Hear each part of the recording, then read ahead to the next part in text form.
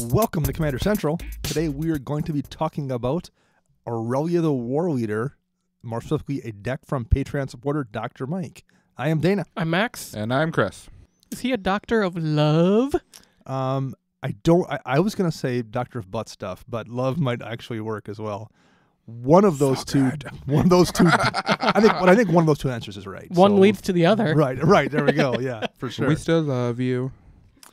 So what's happening, guys? Anything exciting going on in anyone's lives? Chris, how did your tournament go since we talked about it on the show last week? We don't talk about this. Oh, so that's how it went. Poorly.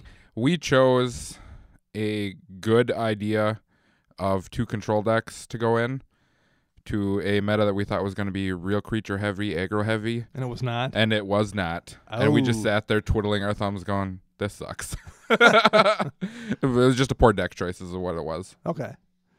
All right. Yeah, I walked into the shop that day and you weren't looking happy. And then about 20 minutes later, my mana crypt came right back to me. He said, thank you.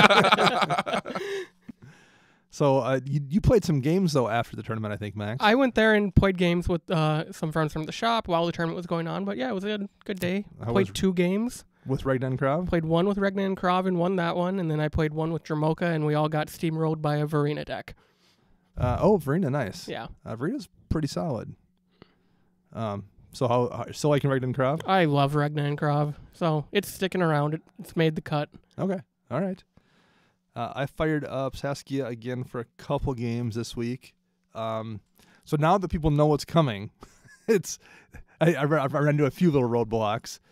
For one, Saskia is a card that people know is strong and are scared of, and I'm not sure a deck filled with uncommons from the Alara block, which is what my exalted creatures all are, can really handle that. I think they can, but I need to work on finding a way to make my other creatures just as scary as Saskia, because Saskia is the immediate target when she hits the field. So I need to look into that. I think I need a little more draw too, but I still like the deck. It's fun to play, and it will also stick around. Any MVP cards you saw come through, Max? Not this week. I got to see a Life from the Loam that no one had. So run your graveyard hate, everyone. As if we haven't said that a gazillion times. And I don't know how he didn't win the game. It was just bad luck because he didn't hit any pieces. But he was Life from the Loaming into a couple cycling lands and then repeating that every turn to draw cards. And nobody. There were decks where everyone had graveyard hate and are like, if I draw 1 of 3 cards, we can stop this. But no one was drawing their 1 of 3 or 4 cards. And I mean, I bet over the course of 6 turns, he drew 25 or so cards between being able to pitch cycling lands and Life from the Loam back and do it again. Trying to find something to make a threat with, and he didn't hit anything either. So no one hit any responses, but he didn't hit an answer, and I think he got knocked out probably first in that game because he had drawn so much stuff, and it was with a Gyrus Corpse Weaver deck. So it was a cool deck. It was good to see, but man, that Life from the Loam did work in that deck. So I heard a story from one of the players on Tuesday who was playing a Lord Windgrace deck, who played a Squandered Resources, sacked all his lands to it, was able to Blasphemous Act the table, then Wrath everyone's lands, then play Splendid Reclamation, and then pass the turn. Oh. Nice. And everyone should have just scooped at that point. I would have been fine with a play like that. It's right, you're like, okay, the game's over. You just nice. won. Yeah. Right. If you get that many moving pieces together simultaneously, you just win the game, and that's fine. And again, I will say, we mentioned graveyard hate. If someone would have Scavenger Grounds, we could have stopped a lot of that action, as well as you could have jumped in front of that Lord Windgrace deck. Yep. But I twice cracked Scavenger Grounds in games this week when I was playing. One time in response to someone casting a Beacon of Unrest to bring something back. So number one, I made them blow their mana first before I did it and hit the graveyard. And the second time it was in response to an Unburial Rites to bring something back. Both times that would have been a huge problem. So I walked away thinking, once again, I'm glad I have Scavenger Grounds in my decks, and I should really go through all my decks one more time and make sure I have at least 1 or 2 other pieces of graveyard hate. Agreed. Because it's so, it keeps you from losing games. I actually got to use it on Saturday. I think I wiped the board, and I specifically kept the mana open to crack scavenger grounds because my opponent had a scrap trawler on the field. Okay. And so he's like, okay, trigger on the stack. And I'm like, oh, I'm going to crack scavenger ground. He goes, yep, never mind. Nice. Yeah, it's such a good card, but you just need ways to deal with that, particularly in like a 75%-ish meta where games are going, 12 turns pretty frequently. People will play out of the yard. So we've said that a gazillion times, and I'm sure we're going to say it a gazillion more times. But and if you like that idea and want to tell us about what your favorite Graveyard Hate cards are, how would you find us on social media? You can find us on the social media or the interwebs. You can look us up on Twitter at CMDR Central. Facebook search us, CMDR Central. YouTube search us, CMDR Central. And you can find us online at, well, what do you know? CMDRCentral.com. No way. I'm sensing a theme there. You can also find us on Patreon by searching CMDR Central. And we have 4 new Patreons to announce this week. So we want to thank Ingrish TV, JP, Nick Handman, and the Laboratory Maniacs, fellow content creators. Thank you all very much. Lab Maniacs especially, since we're not really the type of podcast I thought they would have listened to very much, but they actually like the 1v1 show a lot. They said it was a lot. It was very similar to kind of the CEDH stuff they do. So yeah, it's very parallel, but make it pods instead of 1v1. Mm-hmm. It's actually been interesting having their voice in the Slack too, because you can hear some of that competitive, the side of that of some other cards maybe we didn't talk about very much too. So that's actually been a nice thing to hear in our Slack, which you can also participate in if you're a Patreon supporter. Yep, $2 a month. That's not even your Starbucks that you probably get every day of the week. Yes. And don't look forward to talking to me because do not ever talk on Slack. It's just Max and I. Literally, I got tagged again the other day, and I had to scroll for like 5 minutes looking for where it was that I got tagged. I think there's a shortcut you can click on to like take you to the mentions, but I don't remember what it is. I have no idea. And I promised the listener, Chris, I would remind you, or I would actually first ask you if your Alessia deck online was updated to the most recent version. Not yet. And if not, I was told I would ask if I could remind you on air to at least at some point in the near future update it, because the person liked the deck and wants to take a look at your most updated list. So. Okay. I am putting it in my phone right now as a reminder. All right. Very good. On top of becoming a Patreon supporter and joining us in our chat, you also get entered to win this month's contest, which is the pre-con, Mindseas pre-con from Commander 13, donated by listener Mick. Yes. And then if you retweet any of our tweets that use CMDR trick as the hashtag, you also get entered to win the Twitter giveaway this month, which is those sample starter packs and the life counter from a long time ago. From first Ravnica block. First Ravnica block, and we're still not sure when the packs are from. Because we haven't opened them, yeah. And it doesn't really say in the packs. We sent out last month's Twitter contest was for the oversized Jester's cap. Yes. And the person who got it in posted a picture this week and it's like, hey, thanks for the comically large Jester's cap. I'm like, we have a couple more comically large cards to send out here too. In the cards that they chose to be their oversized cards back in 1999 is very curious to me. I don't quite understand how they made these decisions, but we've got a few more to give away in the upcoming months.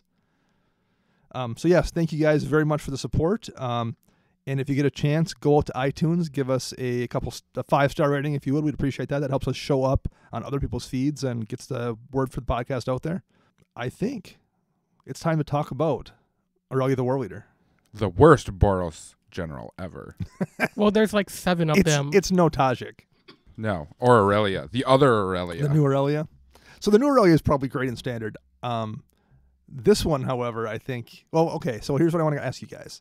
In terms of Boros, we all know the limitations Boros has in terms of both draw and ramp and sometimes even win conditions. But that's fine. Like I don't mind that. I kind of like a challenge. But I don't have a Boros deck, and Chris doesn't have a Boros deck. And Max just put Tajik back together, 3 or 4 months ago. Right before Vegas, yeah. Just because you wanted a Boros deck, but like you didn't have it before that, and you don't play it that much. No, I do not. So I'm going to ask you guys, what is the reason you don't have a Boros deck or you don't build one? What's the reason? Is it because of the limitations or is it something else? I have a 4-letter word for you. Lazy. You're lazy. Okay. All right, that's fine. I mean, I have one. I don't. Yep. It never really sees the light of day. Maybe more than once a month. It's definitely one of the decks I play against new players. Sure. Pre-con decks. It's not one that you're like in love with No, as a deck. not at all.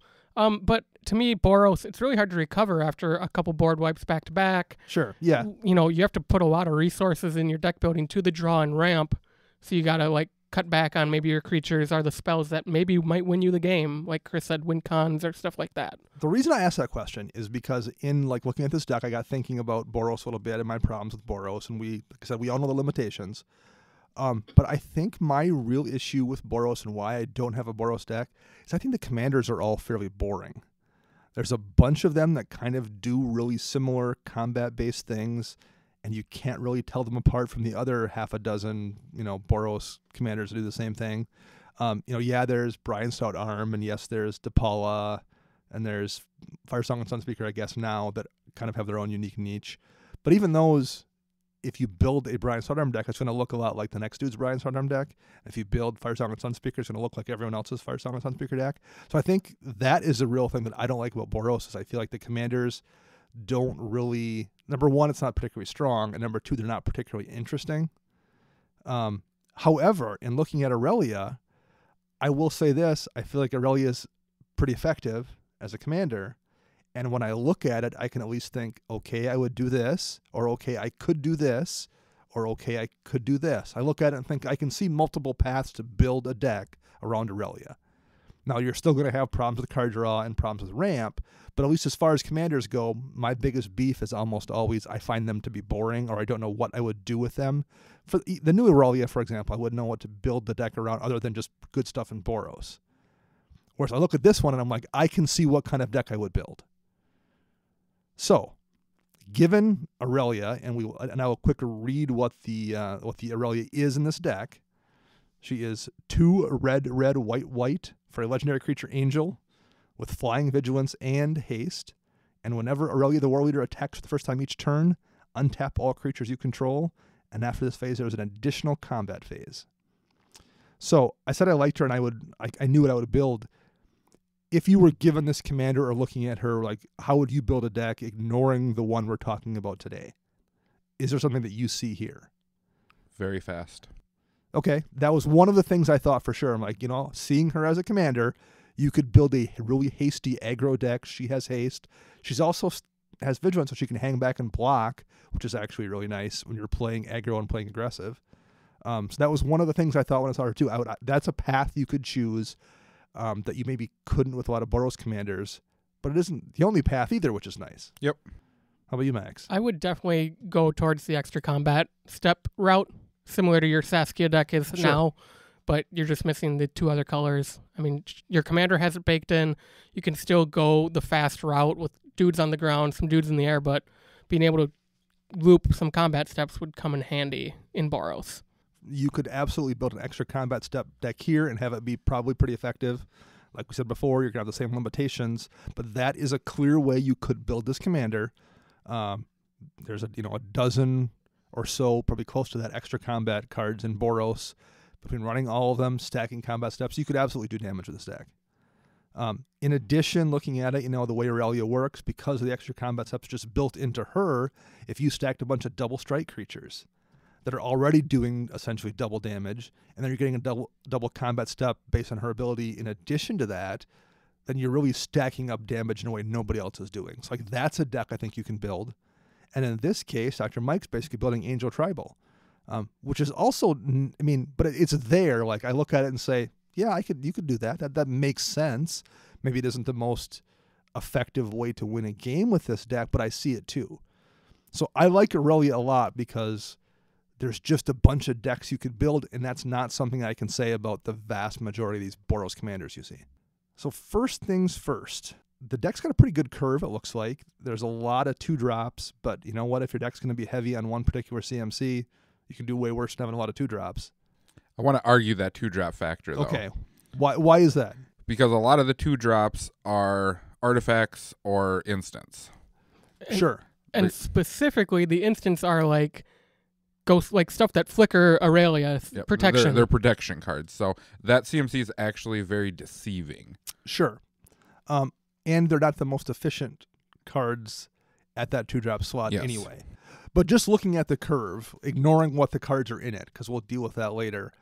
If you're just showing someone that curve and just looking at it without seeing the cards, I'd be like, okay, you're in Boros, you could do way worse. Yep. And the average CMC, I think, is under 3.29. Again, like, that's not the most amazing CMC I've ever seen in a deck. But for Boros Angels, again, you could do way worse. My standard Boros Angel is less than that. What is your? I'm curious. What is it at roughly? Do you know? So let's see. There's 4 5-drops, 7 4-drops, and the rest are all 3 or under. So it's probably under 3. I would guess. Around 3 on the head. Yeah. Which actually even for standard probably isn't that. That's actually pretty low. Yeah. So let's look at the lands first of all here. Max, what do you think of the land base? There's a lot of basics. I mean, he's running 24 basics, 8 mountains, 16 plains. Yep.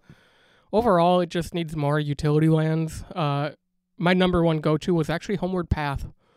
Aurelia is a commander people are going to want to steal to get that extra combat step for themselves. Yes. And being able to just tap Homeward Path to get her back and not have to rely on one of those instances that we'll cover later that, maybe flicker her or something like that. It saves you a slot. It can maybe move one of those 2-drops to something more effective in the deck. I think Homeward Path should be an auto-include in this type of deck. Any general that says, hey, your opponent might want me, you should put a Homeward Path in. Well, I'll comment on the basics thing real quick before we go into the utility lands. I think in general, people probably don't run enough basics. I am absolutely guilty of it sometimes. But I would say 24 is probably too far in the other direction, just in general, unless you're running Blood Moon. So I would say one of 2 things in this case: either put a Blood Moon in the deck so you can take advantage of having so many basics, or put in some more utility lands or maybe a few more multi-lands to take advantage of. Because Aurelia she's got 4 colored pips in her casting cost. That's not easy. No. And if you want to get her out and take advantage of that haste, you want to get her out pretty quickly. So I agree with the basics thing, and I agree that we could add a few more utility lands. Homeward Path for sure would be one I would add. Any jump out you, Chris, that you see here that should be in the list? There's like 5 or 6 of them. So I'll bring them up, all of them right in order. Most of them are cheap aside from one. So like Flamekin Village and Hanward Battlements, I think both need to be in here.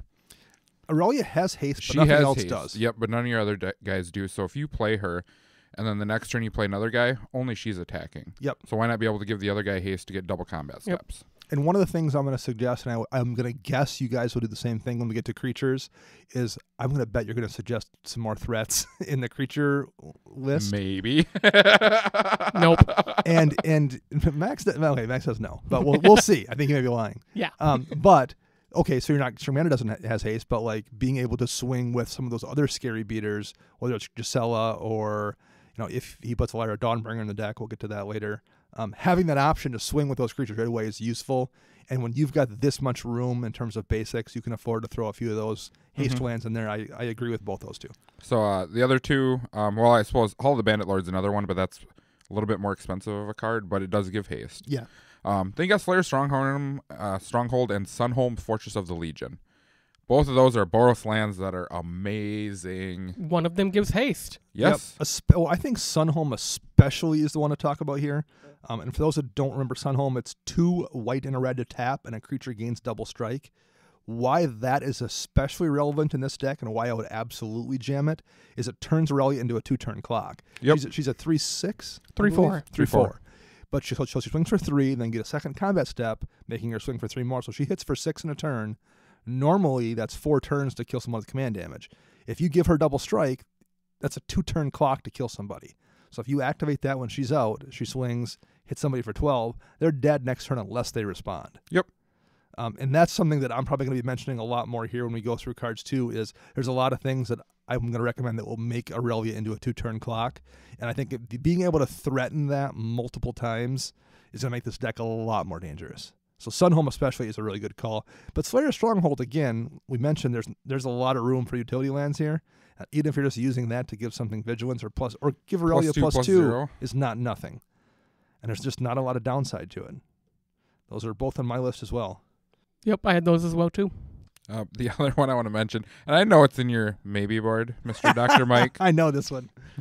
Command Tower? Command Tower. And what I would bet that is he's a relatively new player, and I think most of the precons he's bought, he's just modified them and he's playing them. So I bet he just doesn't have a command tower, and it's probably Do I need to bring one in for him? I was saying, like, we'll just maybe grab one from our collection and maybe I'll sign it for him and give it to him. So I have a whole bunch just like chilling out. So yeah. Yep, no command tower. The other one was Battlefield Forge. It was not in the deck. Yes, the Painland. Yep. So that I would put that in there as well. It's expensive, but Ancient Tomb. Yep. Lets you. I mean, it's $50. I'm not gonna Is it really now? Yeah, it's $50. I picked mine up at like 20, so that's why I'm like, really? Yeah, I mean, it's. So I hate to recommend it because that's a lot of money for some people. But it's also the kind of thing where you can be like, if this is going to be like one of your main decks, I would absolutely recommend socking aside $5 a week or something. If for anybody out there, like if you find that deck that you love, particularly if the commander has 2 colorless men in the casting cost, save up for that Ancient Tomb. It is such a useful card in Commander. So yeah, that's one I would recommend. Scavenger Grounds. Let's talk about that card some more. But yeah, that's a great card too. I would find a slot for that. The other thing that I noticed is there is no land removal cards in his land slot. There aren't. So with Aurelia, the big thing is, I know a lot of people play Maze of Ith, or they play the artifact that flips into Maze of Ith, or the one that stops a legendary creature. I can't even think of the white one. Or there's a Corehaven stuff Corehaven like that. was the one I was thinking of, yep. That kind of stuff. And you need to be able to remove that because your deck is based around your general hard. Yes.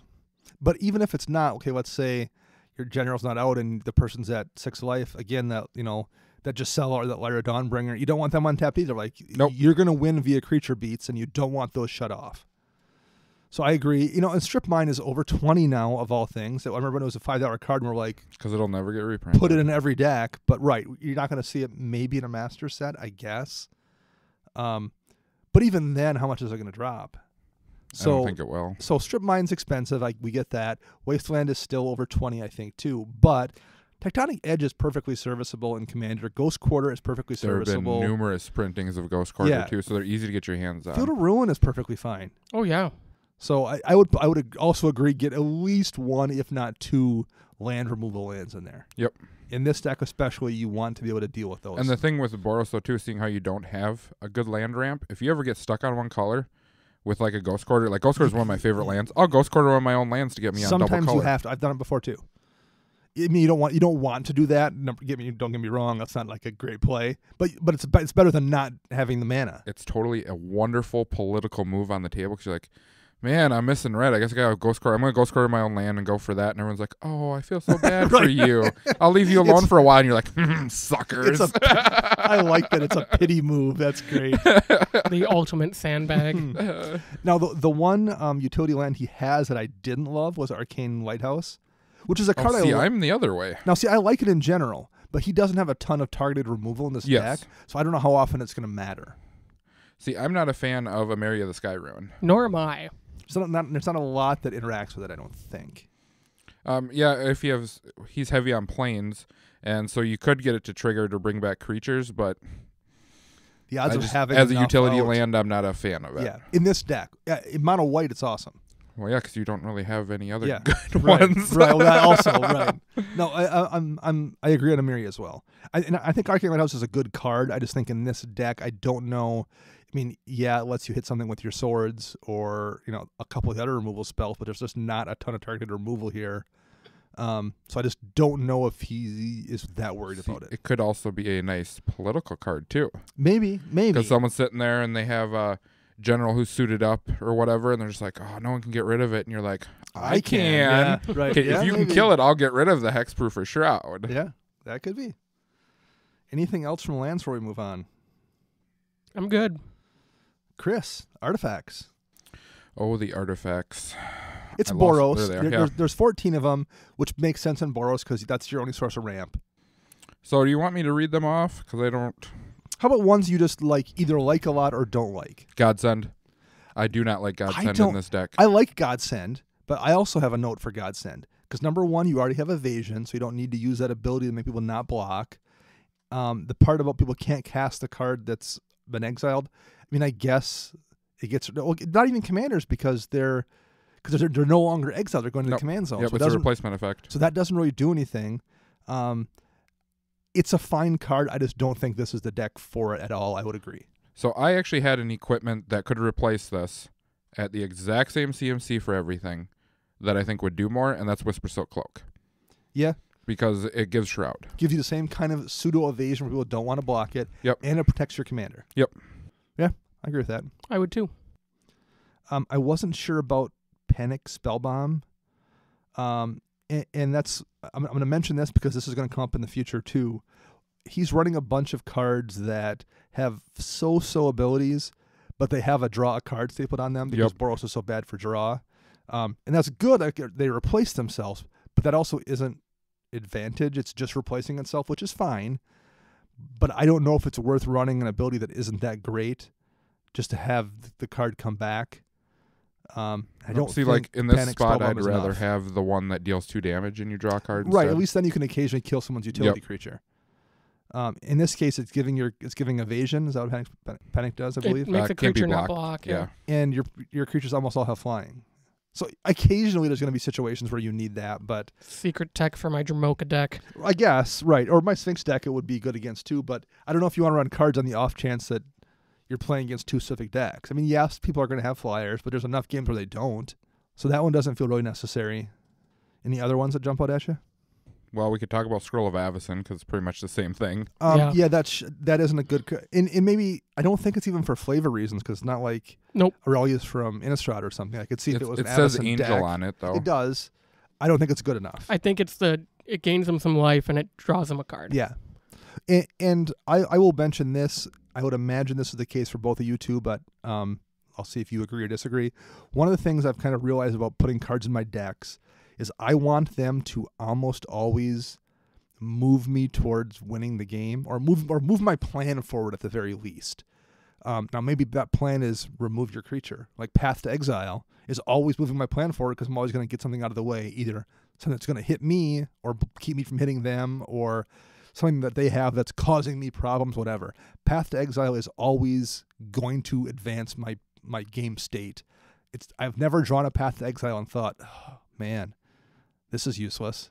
It's almost always useful. I have. very, very infrequently. Yeah. Whereas the Scroll of Avacyn, for example, that's just not going to provide you utility way, way too often. And yes, occasionally that 5 life will make a difference. But the amount of times that makes a difference versus something else you could run in that slot that will almost always make a difference, I think is important. Yep. And I think there's a few of those cards that I'm going to recommend he take out are ones that I feel like way too often are going to be in hand and they won't actually serve to advance the game that he wants to be playing. Yep. The way that I look at cards like that is that card would be awesome. If that's in my opening hand, that's sweet. If I draw it on turn 10, I want to just chuck it across the room. Sure. Like a throwing star. Have you ever tried to throw a card? They don't go. A lot of No, times they it do flies not. back at me, and I'm like, dodge! Whereas now Mind Stone, I like. Phenomenal. It does that thing. It's providing him ramp. It's almost always useful. But absolutely worst case, you play it, sack it, and draw a card and move on. Yep. I noticed there's no Signet in here. That Boros Signet is on my list as well. I actually also have the locket. The locket, I would be fine with the locket. Locket in would be here fine too. as well. I agree. My replacement would probably be Overflowing Chalice. I like Chalice fine. There's no way to proliferate it in this deck. So Yeah, you're busting a lot of mana for nothing. And I don't think it's also like sometimes I've seen those decks where they're a little bit slower and the person's like, there's enough times I cast it for 4 mana on turn 3 or something, and then it's a nice big rock because it does scale. It's not a bad card. Yep. I don't think this is the deck for it. No, Mana Crypt goes in that spot. Well, Did I maybe, say that out right. loud? See, I and of all players, I say that, and I don't even Right. own one myself. right? I compared this a little bit to my Boros deck, and in my opinion, Boros Aurelia is a little different than the original Tajik, who I run, but Yep. I still think Boros you can play slower, even though your Yeah. commander has haste and vigilance and flying. Where Boros you can kind of afford to play slow and play those more expensive mana rocks like Thran Dynamo, Worn Power Stone, and even Gilded Lotus, because it's 5 mana, but you're getting 3 of a color versus Everflowing Chalice for 6, getting you 3 colorless. Right. So I think I would really look at the rocks and put more consistent rocks in, like, where did I put it here? Hedron Archive over, like, the Spellbomb. Commander Sphere. Yep. Stuff that you can use now for mana and later get rid of it for cards. Yeah, especially in Boros, that's really, really useful. Yeah, because, I mean, if you're on 10 lands and you have all those mana rocks, at that point you can just start sacking them off for card draw. Yeah, right. Can we talk about Sunforger? I meant to look and see how many cards were Sunforger-able, and I didn't check. I don't care how many cards there are. I think Sunforger's a trap card. I think agree you with waste Chris. too much time, too much mana into it for it to really pay off in your favor. I feel like we're the only people that ever say that. We Because are. I feel the same way. I'm never impressed with Sunforger. I don't know why that is. And I feel like no one agrees with us at all out there because everyone seems to think it's the most amazing card in the world. I've never had it really do that much work for me. And I've never played a game where I'm like, oh my God, that Sunforger's ruining my game. No, usually they get one activation off it, and you're like, cool. Okay, you spend 5 mana to get that Path to Exile, and Yep. that's good. I guess that's fine, but I'm not sure if it's great because you had to spend 3 to cast it, and is it 3 to equip it, and then 2 to 40 equip Yep, it, I think. It's 3, 3, and 2 2 to to activate, so unequip it's it. Okay. 8 total. So for your first fetch of your what's almost always a removal spell. Yep, it's 4 or less is what you can grab. So the first time you go grab that Path to Exile, whatever it is, you're spending 8 mana to do that. And it has to be done at sorcerer speed. At least the equip does. You can't do it all in one smooth motion instance. Yep. You have to do the sorcery part at the equip part on your turn. So, I'm sure someone will be able to tell us on Twitter about this game where like they did all kinds of crazy stuff with it and won the game. And I don't doubt you. Yeah. And you know what? Boros Charm, being able to Boros Charm that off to like save your board state, or Teferi's Protection, which isn't in this deck, but if it was, I could see that. But I think the amount of cards you have to have that are game changing. I can think of one off the top of my head, and it was just printed recently that could be wonderful to go for, and that's, I think it's called Chance of Glory. Everything gets indestructible. And then you take another turn after that. And then you lose if you don't. Because it's an instant speed spell for 3 mana. Go grab it, take your extra turn. But Sunforger's still bad. Don't listen to what I'm saying. Yeah, I don't know. Right. I mean, I'm open to the arguments, but I just feel like it's a lot of investment to just get a spell or two. I would rather have one of the swords in that spot, honestly. Or just a spell. Just have one more spell that you can just draw in that slot and use and move on with your day. Maybe rather one of than the trying to generate value. How about Teferi's Protection? risk factor? Oh, yeah. Yeah. 4 damage or draw. Wait, we'll talk about that later because I have some serious harping to do about this.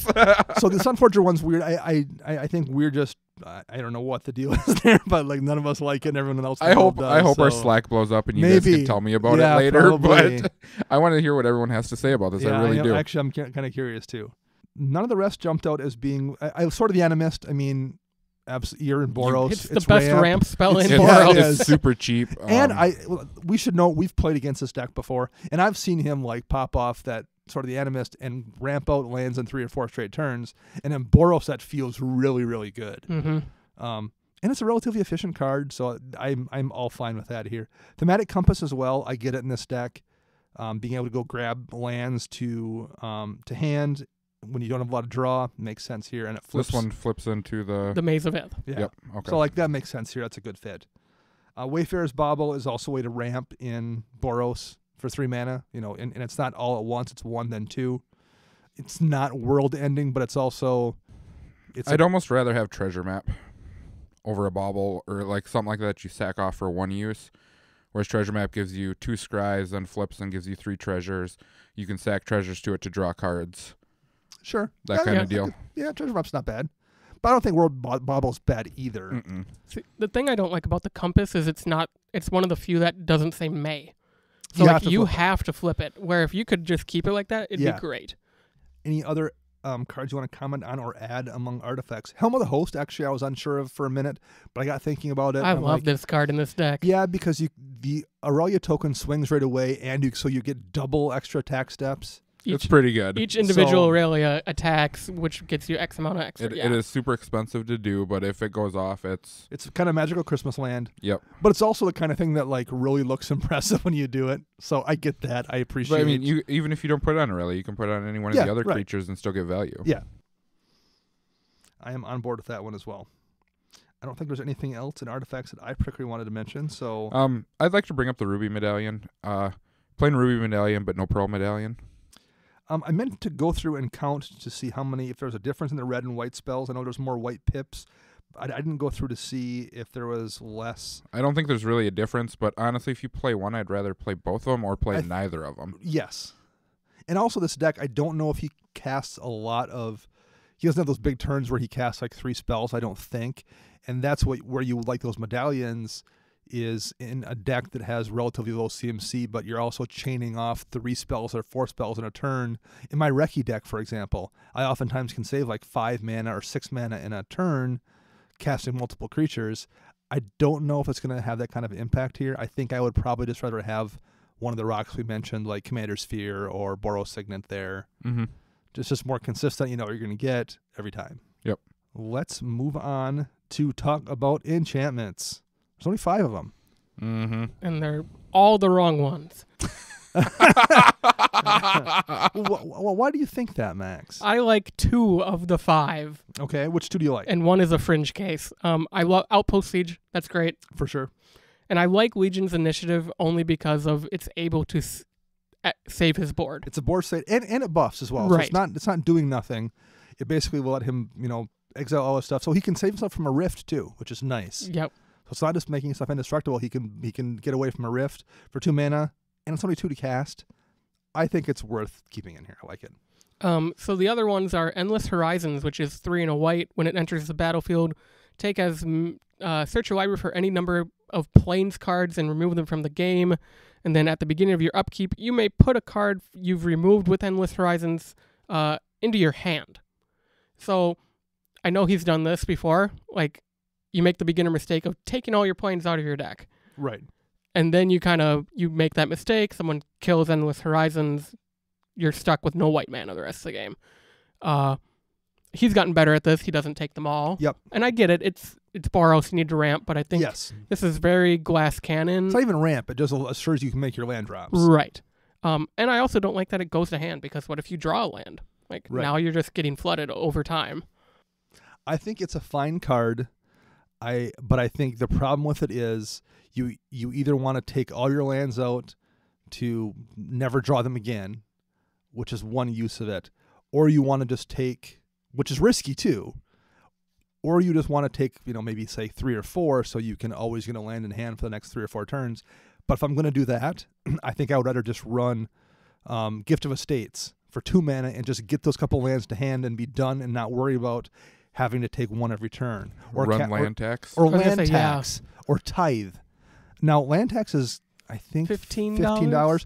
But Even with the reprint? Yep. Yeah. But Endless Horizons is almost 10. So this isn't a cheap card either. And I think Tithe is like 15. But Gift of Estates is 3. And that's only 2 mana. It gets you, I think, 3 lands to hand. If someone has more than you, which you're Boros, so somebody will have more than you. Most of the time. So I think you'd be better off just getting it and being done. Yep. Like getting your couple lands from your Tithe, from Gift of Estates or land tax, and not mess around. 'Cause it's also 4 mana. That's going to take up a good chunk of a turn, if not an entire turn to cast. Oh, yeah, for sure. The next one on the list is Gleam of Battle. It's 4 red, white for, and it says whenever a creature you control attacks, put a +1/+1 counter on it. I think there are 1,000 better cards than this. I think I would slot True Conviction in this slot. We've talked about Double Strike and Aurelia getting that clock lower. Yep. True Conviction is the same amount of mana. It's 3 white, but you're running a ton of white sources in this deck. And it gives all your stuff lifelink as well, so it protects you by making your life total go up. The one thing I will say in defense of Gleam of Battle is it does also turn Aurelia into a 2-turn clock. So she swings for 3, which becomes 4 when she hits. Then you get her second combat step where she swings again, where she becomes a 5, so she hits for 9. And the next turn she swings for 6, and then the second combat step is a 7. So this also makes her a 2-turn clock, 2-turn clock to deal with commander damage. So at first, when I was looking at it, I was going to say just run something else. I actually think in this particular deck, because it's based on whenever it attacks, it's better than it looks. I agree the deck probably should have True Conviction, or Duelist Heritage. That is something else on my list to add. Or Gratuitous Violence. Mm-hmm. I think it's too mana intensive for Boros at 6 mana. Now that's a different thing. Right. If this was 5 or even 4, and having to pay 1 to put the counter or on something, or something. Right. 6 is rough. And I will agree with you, Max. If I'm paying 6, I want it to be True Conviction or Gratuitous Violence. Because Gratuitous Violence just doubles your damage straight up, and that's going to stack with extra combat steps too. And it stacks a double strike. So I'd be very tempted to run True Conviction and Gratuitous Violence. If you happen to have both out, you just end the game. True Conviction, though, often just ends the game. I mean, I won a game in my Sphinx deck this week, again, because of True Conviction. That just wins games. Because people don't play removal. Yeah. Well, you also have to be careful. It's one of those cards you have to realize you don't just play True Conviction and then move on with your day. You play True Conviction when you're in a position to just end the game with True Conviction, or when you absolutely need the life gain to not lose the game. Yep. It's not one of those cards you just flop down and be like, all right, let's see what happens in the next 4 turns. Oh, it'd be a card that I'd throw in there and be like, you got removal? Right. If not, I'm going to kill you.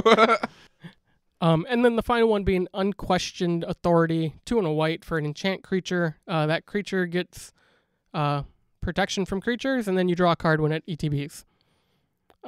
Again, your general has flying. Most of the creatures in this deck have flying, so evasion is already built in. I think, it's not stopping spot removal. No. It replaces itself by drawing you a card, but I don't think that's that important. Again, I think it's an example of a card that's kind of underwhelming, and just replacing itself doesn't offset the fact that it's underwhelming. I agree with that. What about you guys? Any other suggestions for Experimental Frenzy. I'm going to suggest this in every red deck I ever see, just because I want to see how it plays out for people. I don't know if his CMC is maybe enough to take advantage of it, but I don't know that it's not either. If you cut Gleam of Battle, it'll be better. Sure. Well, there you go. Yeah, that's one I would consider. It would help out with your draw problems as well. And I think it'll also help with you not overextending cards out of your hand. Yeah. Because you're going to, if you flip the top card and it's like a 6-drop, it's like, might as well just cast this one. Sure. Spend my turn. Because you were going to probably do that anyway. Yep. And you're drawing a card every turn too, so you're just going to slowly refill your hand and go from there. Yeah, I'm on board with trying that one. Creatures. Let's talk creatures, Chris. We got angels. I mostly like them. Now, actually, Max, before you said you didn't like the idea of Angel Tribal. No. Why is that? In Boros, all the angels are pretty expensive for all the good ones, and Boros already has the Boros problem, so... And Boros is missing the best angel, in my opinion. Shalai? Shalai. Voice of the Plenty. Also lose Sigarda. Yeah. Mm-hmm. Two of the best angels are green-white of all things. I mean, obviously, we've played against this deck. The deck does well. He wins. It just, I think you could find a happy medium of angels and other creatures that will help you get to that victory. Well, right now, we say Angel Tribal, but he also has, I think, is there 5 creatures in there that aren't angels? Yeah, 5 or 6. Yes. So I think you want to steer one of 2 ways. Like Max talked about, maybe you don't want to go angels because there isn't synergy necessarily between the angels. They don't buff one another. There isn't even a Liar Dawnbringer in here that would buff them. So you could steer the other direction and just go into more efficient creatures that take advantage of maybe extra combat steps or what have you. Or I think you just go into angels and pull out the couple creatures that aren't. And then there's a card we'll talk about under instance he has, which is Magma Quake, which deals damage to all creatures that don't have flying. So I think if you steered into angels, you make your synergy that. You run a couple more cards that deal damage to non-flyers, and you use those to clear the board and let your angels be the synergy, but essentially be flying and let that be synergy. Because if you steered straight into all angels, you could then play cards to back them up then. Exactly, yep. And there's even things like Mudslide, which is an old, I think out of Ice Age, where creatures without flying don't untap unless their controller pays 2. So you have things like that you can run, or you can run the Earthquake effects, because there's, I think, 3 that are instant speed, and there's another 3 or 4 that are sorcery speed to basically be a one-sided board wipe for you as well. So I think you want to pick one of those 2, and I think right now he's kind of walking that line between those 2 worlds. I think he wants to be in one of them. He wants to either you want to either diversify and just go with good creatures, or have a plan to have the angels. I agree with what you're saying. I think you can walk the line though and do both. Okay. I think you can take out some of the creatures in here that just don't make sense and put in stuff that maybe lean towards the extra combat stuff. Well, And then take out the bad angels and replace them with better angels. Well, here's one, Archetype of Courage. I don't know what Archetype of Courage adds to the stack. It's a fine card, and it's relatively efficient at 3 mana. It's But Glycetech. That's exactly what it's Is for. that why it's in there? Is to I remove guarantee first strike it. from Remove Glyssa? first strike from your opponent's stuff. I don't think that's a good enough reason to run it. Of course you Because don't. number one, right, I don't. Well, but number one, if you just put a flyer in there, you don't have to worry. You don't care about Glyssa's first strike. Yes, that's Right. true. So like replace it with what did I have down here for a suggestion? Resplendent Angel, which was in M19. M19. It's a 3-drop. It's a 3-drop.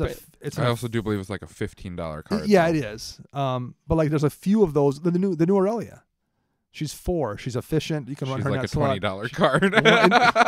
And Lyra Dawnbringer, who's like $25 or something dumb like that. Dang standard. I guess those people that play Boros Angels in Standard are messing everybody up. That's why you got to do what I do. Now, when Standard comes out, I spec buy. I spend a lot of money spec buying cards. Sometimes I hit good, sometimes I whiff hard, but like Resplendent Angel was a spec buy. I knew it was going to go up because of how good it was, and I was like, Sure. oh god, this will be a commander staple. Anything running white should be running this card. The ability to pump itself to a 5/5, gain 5 life, and then create an angel token. I believe we did talk about Lyra Dawnbringer saying, Yep. she makes all your angels into Baneslayers. Yeah. I mean, she like, or she herself is essentially Baneslayer, but she buffs all your angels too. Like, she's great.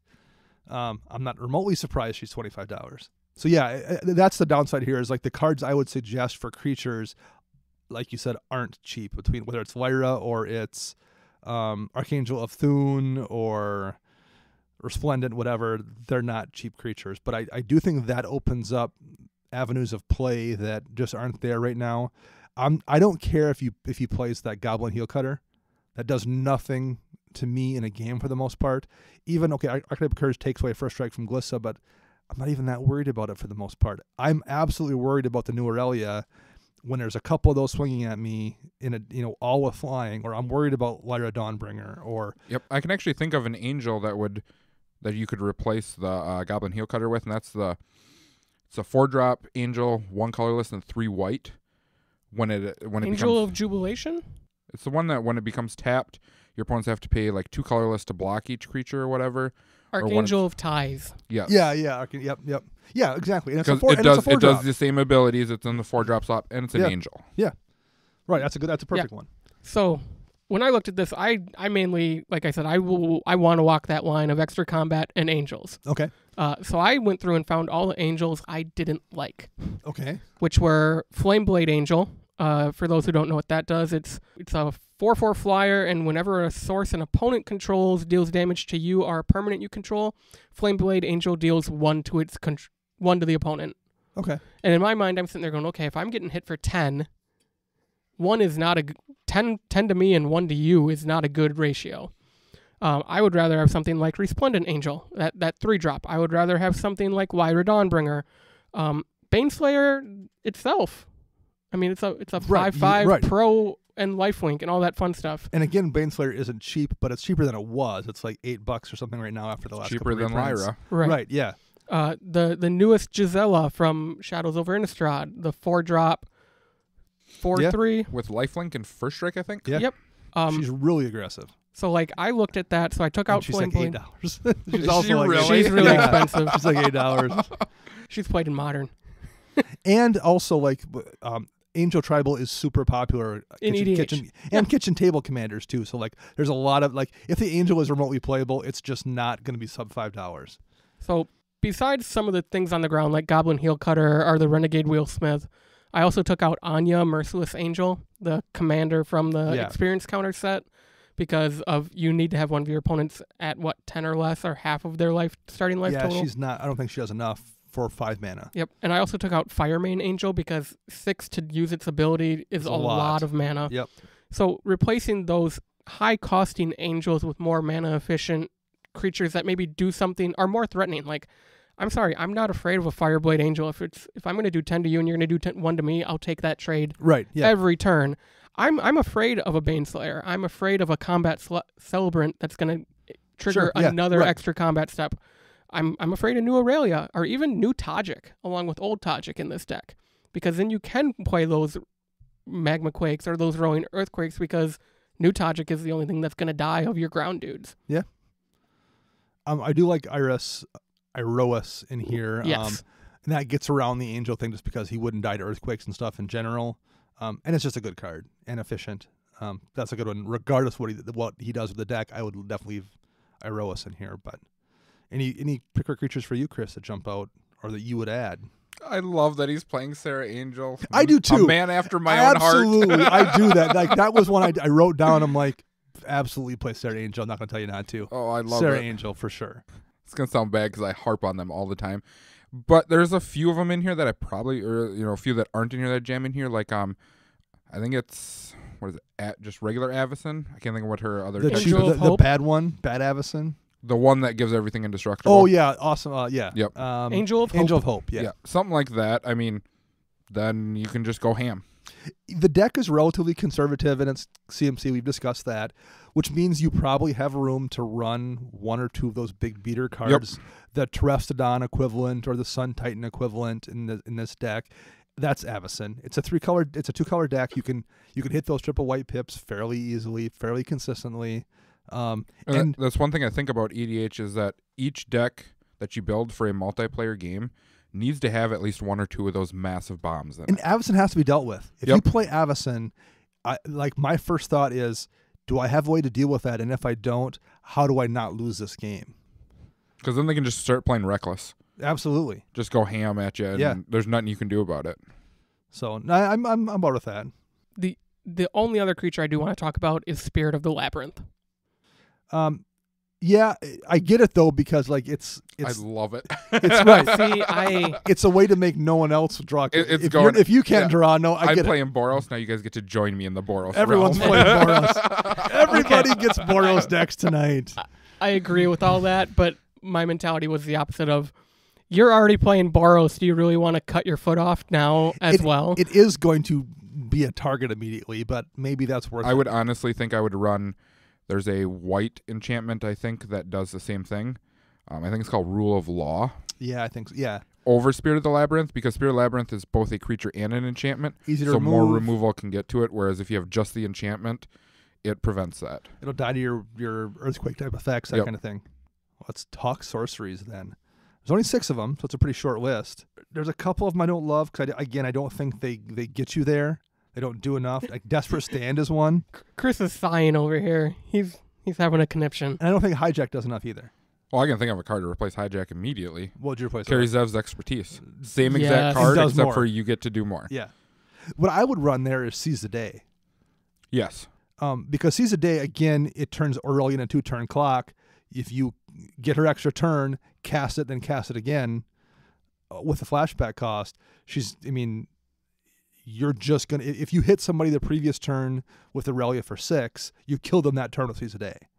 So if it comes back to you, if you hit somebody, got the extra extra attack step and hit them again, they're at 6 commander damage.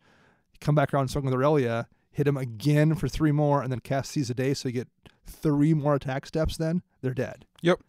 It's a great card anyway, but it's actually useful here because Aurelia has Vigilance, so you actually don't even need to cast it on her. You can untap the other thing you're swinging with because she's already untapped.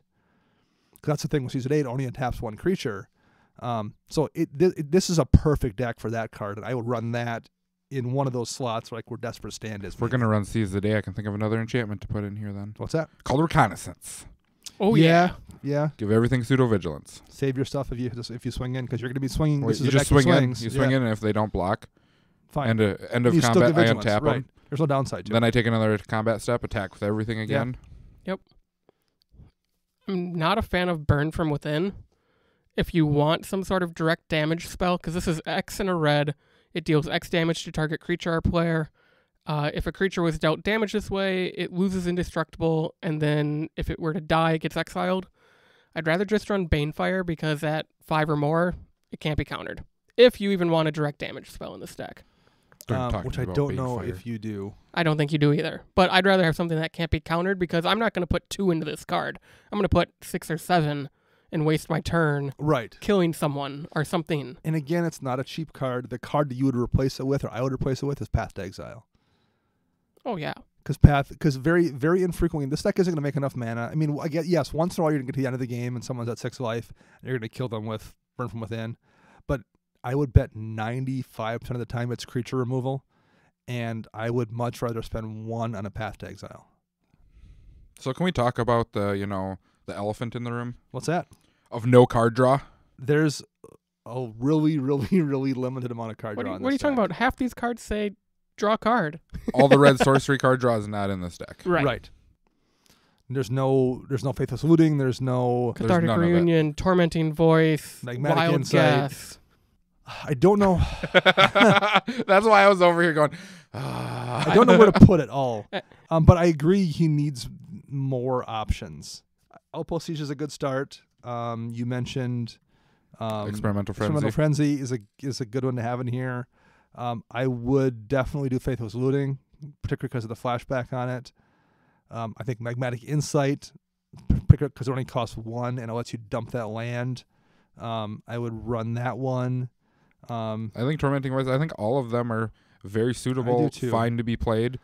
And it's just you just need to learn what to discard, when to discard. Well, I mean, right. And then you look at it like, okay, if I'm going to run 7 of those red looting spells like that, and there's cycling lands in his land list too, and I've got 4 or 5 cyclers, at some point you say, well, then I'm going to run Alhamrat's Archive to double my draws on every one of those spells, because the way the red ones work, it's a draw, so you're going to turn your, drawing 2 off a cycler feels great in red, or Boros.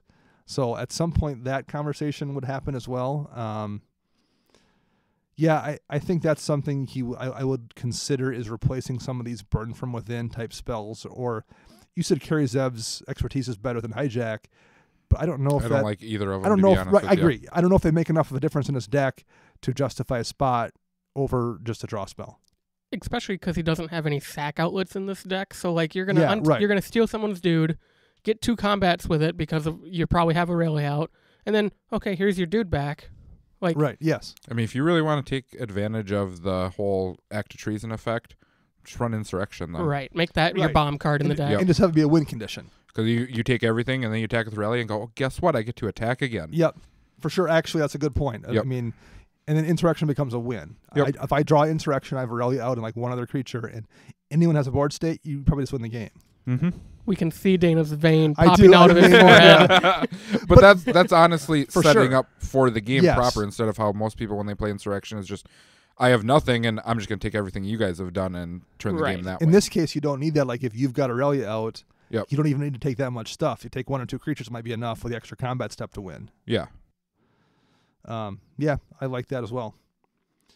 How about Instants? This is a longer list for 17 of them, but it's deceptive because I don't know. Again, I think there's a lot of them here that maybe don't get him far enough towards winning a game. I think there's too many protection spells. And they're just self-protection spells. Yep. I do like a few of them, like Dawn Charm does enough things. Yes. It's a fog. You can save a creature. You can counter a spell that targets you, although that part doesn't happen that often, but it's versatile enough. I like Dawn Charm. But like there's, I don't know if Cloud Shift does enough to justify. I run Cloud Shift on my Dejero deck, and I do use it quite a bit. Number 1, to save a creature, but number 2, being able to blink out my commander and have him come back in and let me fetch something else again is really, really useful. I use it this week. Somebody swung at me with a Wormcoil Engine, and I blocked with Jeru, and then Cloud Shifted him so they wouldn't gain the life off of the Wormcoil Engine, and then got to get a Planeswalker too for 1 mana. That's a great value. There's nothing this deck does with Cloud Shift that's going to generate that kind of value. Maybe there is. This might just be theme. I'm looking at the art and Yeah. the It's flavor Avacyn. text. Yeah. Okay, this is for you guys and our listeners. You swing with Aurelia. No. The next combat step comes. You Cloud Shifter. Oh, Then you attack. It's a new Aurelia. You get another combat step after this one. Because she's attacking for the first time that turn. Is that how that would work? Yeah. Because she has haste. It's a new instance of her, and she has haste. That's super cute and glass cannon-y. And maybe enough, though. Maybe that's enough to justify doing it. Essentially, this winds If up being... that's how it works, I would be completely fine with It's it. an extra attack step for 1 mana then I get that. No, that makes sense. Okay, so there's a few of those blink effects in there that I'm assuming we'll do a similar thing then to generate the additional combat step with Aurelia, so that makes complete sense.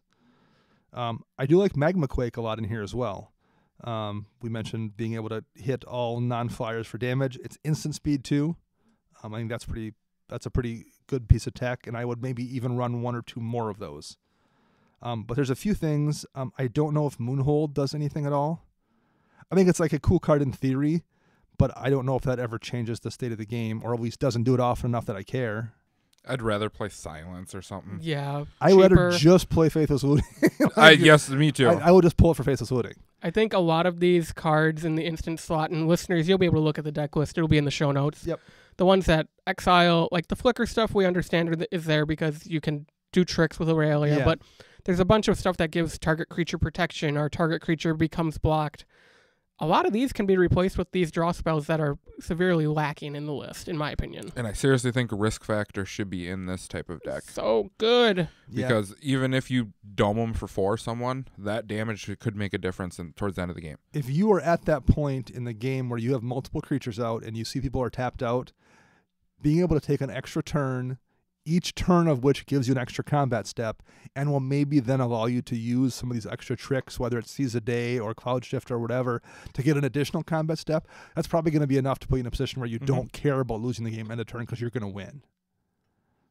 So, looking at the whole deck, I like some of those things, but I think this is where you would find room for these cards. Fight to the Death, which is 2 mana, a red and a white, destroy all blocking creatures and all blocked creatures. Your dudes have flying. Yeah, and I guess you can do it to somebody else when like 2 other people are swinging, but how often do you see blocks in EDH where something wasn't already dying anyway, or that you care about destroying I'd the rather stuff? have a Wrath of some sort. Yes. Yep. And just straight up go, everything's going to die. Yep. This comes down to, I think, Dana, what you said earlier. You want that card to do something when you draw it. Yeah. This you have to plan around or wait, and half the time it's probably never going to get cast. Right. Yeah, I agree with Chris. More Wraths in this deck, or even just more targeted removal. Path to Exile, Return to Dusk, Crush to Contraband. Wear and Tear. Wear and Tear. Like, those 5 cards alone would make this deck a lot better. Now, I really like Master Warcraft. I do too. You can get it with Sunforger. You can. It's the You're only fired. card I could think of Dana. to get with Sunforger. No, it's 4 mana. Yeah, mana cost 4 4 or or Oh, less. it is 4 or less. That's Huh. the only All right, thing I would get with Sunforger. But next this to is really Deflecting good. Palm. Because if you are up against a Flyers deck, like let's say that it's Aurelia versus Dramoka. I win. I cast the spell and I go, guess what? You're not going to block with anything, and I'm going to attack you with everything. Teferi's Protection. And well, and the fact that this one does everything, it's not like one creature's unblockable. It's your entire board state is you choose what happens. Or you sit there and you're like, okay, well I want Dramoka to block here. Say it's my Lyra and she's pumped or whatever. Right. She has first strike. I kill your Dramoka off, and I'm still coming through with everybody else. This is where you make a few of those cuts and put a few of those cards in here. Like I like Deflecting Palm. That's a cool card.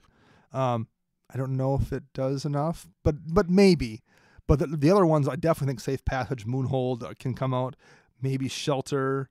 I don't know if Word of Seizing does enough. It's another one of those Steel. active treason effects that I'm not a fan of in Commander. At least I'm not a fan of in this deck where you're not like don't have a bunch of sack outlets or something. I get it in something like Marchesa where you're going to sack it and then have it come back under your control, or Brian Stardarm or something, but I don't know if it does enough here. Burnout, I've actually seen him really wreck someone with Burnout. Was it you, Max? It was me. But aside from the situation where it actually worked, the difference between Burnout and Red Elemental Blast or Pyroblast is Burnout draws you a card at the end for 1 extra mana. At the beginning of an extra upkeep for 1 extra mana, but it can't hit a permanent. Red Elemental Blast and Pyroblast both counter target spell if it's blue, and not just instant spell. This one's only instant. They counter any blue spell and they destroy a blue permanent. Yep. I don't think that it's worth paying 1 more mana to draw a card and lose that versatility. Like, I'm fine with Red Elemental Blast in a red and white deck.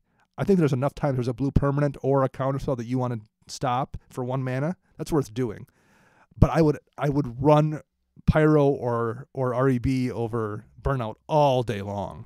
I want to see someone overload Rift with someone with Red Elemental Blast. Oh, that and would they feel just so go, good. How good would that you feel? tap out to overload Rift and you're just like, I'll just counter it. How good would Hi. that Just feel? like, That's what Burnout did to me one I time. love you. Yeah, you did, right. But because it's an instant, it did that. How many times, though, is there something else? It's a sorcery that you want to deal with. It's blue, or a Consecrated Sphinx. Someone plays a Consecrated Sphinx, and you're like, I'm just going to Elemental Blast that, and it's gone, which you couldn't do with Burnout. Right. Or someone's got some big, blue creature sitting in play that's disgusting. Or a commander even, like someone's got their new Lazav sitting in play. Or, Asperia in my case is in my Sphinx deck, or whatever, Brago and Max's deck. Being able to kill the creature when it's in play for 1 mana is really, really nice as well. So I'm fine with keeping that type of spell in there, but I would absolutely change that over to a Elemental Blast. So overall, we've gone through all of this stuff. Are there any more specific cards you want to mention before we kind of... I would like to add one card into this deck. Yeah. I would like to put a Johnny, Adversary of Tyrants, in this deck. See the new one? Yes. -2 puts +1 counters and up to Nope. 2 creatures. +1 does that. Okay. His -2 returns a card or a creature with Yep. CMC. That's kind of worthless in this deck. But being able to put counters on, and then his ultimate is you get an emblem where it's like, I do believe it's at the end of each end step, you get 2/2 white cat tokens with I think it's lifelink. 3 even. You get an 3. emblem with, at the beginning of your end step, get 3/1/1 Three of white them. cat. 3 1/1s, okay. That have lifelink. And that just wins the game. Because it's an emblem, it's going to sit there forever, and you're just going to keep spitting them out repeatedly. You're also playing a commander who has vigilance, who can protect your Planeswalker even when she's swinging. And being able to put counters on her, or even some of your other guys, is worth it. And he's only a 4-mana Planeswalker. Yeah. Speaking of walkers, the one I would actually add would be the red-white Nahiri. That's another very, very, very good one. +2 lets you rummage. Yep. -2 Destroys destroy target tapped artifact, tap creature, or enchantment. So there's your spot removal that you are. And her ultimate whacking. actually lets you search your deck for any creature and put it into the graveyard, or put it into your play. If I was adding one Planeswalker, it would be the best possible draw spell you could run in these colors. Karn. New Karn. New Karn would be really good. I too. mean, if he did nothing else but like +1 and let someone pick you a card of the next 2 cards. Yep. He absolutely pays for himself in a Boros deck. Agreed. For sure. So that would be my choice of a Planeswalker. He's also only 4 mana. Yep. Overall, what do you guys think of the deck? We've all played against it. We've all played against it, so we're a little biased. Yeah, I like the deck. I like Aurelia. And, I'll say this. Dr. Mike's a good dude to play with. He is. Yeah. Like, we've told stories on here before about, like, salty players or bad experiences, which are rare. For every one bad game we mention on here, I have 20 games that are fantastic, if not more than that. So it's rare you have a bad experience, but Dr. Mike's just generally a great guy to play with. Yep. So I like him, and I like the deck. And I also see where it can be, where he can make a few changes. Makes me want to build Boros now. Kind of. I like Aurelia a lot. Actually, like after playing this deck for the first time when he first built it, I was like, oh, I kind of wish I had built an Aurelia deck. Yep. And I can see where he could tweak this enough where it becomes a real threat to deal with, while still being a perfectly fair deck because it's Boros. I mean, no one can complain. You want to see something really gross is with Aurelia, have Goblin Rabble Master and Legion Warboss out. Oh. Oof. Tokens for days. Yeah, I guess. Cathar's Crusade. Math is hard. Any last comments? No, great deck. I mean, like we said, we play against it, and hopefully he takes our advice and Put Command Tower in there. mods it a little. Yeah. We'll bring him a Command Tower I'm next going to week. make sure he gets Yeah, one. We'll get him one. If I have to rip it out of one of my decks, I will. I think there's a bunch in my Playboys box upstairs. Well, thank you very much, Dr. Mike, for supporting the show and for all our other listeners who support us. And we've got a couple more of these coming up. And I think we'll do a few more deck techs in the next month or two as like Thursday shows. We'll do probably a bonus show in November and one in December like we did. Was it this month? Or Yes, this it month was we did this one. month. So we'll be doing at least probably 2 more for the end of the year that are texts like this. But in lieu of a sign-out question this week, I have a sign-out exercise for you two. I don't Sow exercise. now, brown cow. So exercise is awful. So before Monday when the show goes live, I want you guys to send me just a rough like CMC, casting cost, whatever. If you could make a legit Boros general it has to be realistic, like one they would, that's in the color pie more or less, and they would actually probably print at those colors. Like, it makes sense. I already have one right now. I could tell you right now. Well, don't tell me. Just or tell me off the air, and I will link them on Twitter on Monday when we go live, with what we would do. Like, if you could make your own Boros General to play in a game, what it would be, and then I'll ask people on Twitter to throw one out there for us if they want to make their own. There's a bunch of different custom card creation websites. I'll link a few of those out there, and we can see what people's idea of a absolutely fair playable, but one that you want to see because it's interesting, Boros General. Okay. That's everyone's homework assignment, and we'll get that out on Monday when the show goes live. Cool. Until then, I'm Dana. I'm Max. And I'm Chris.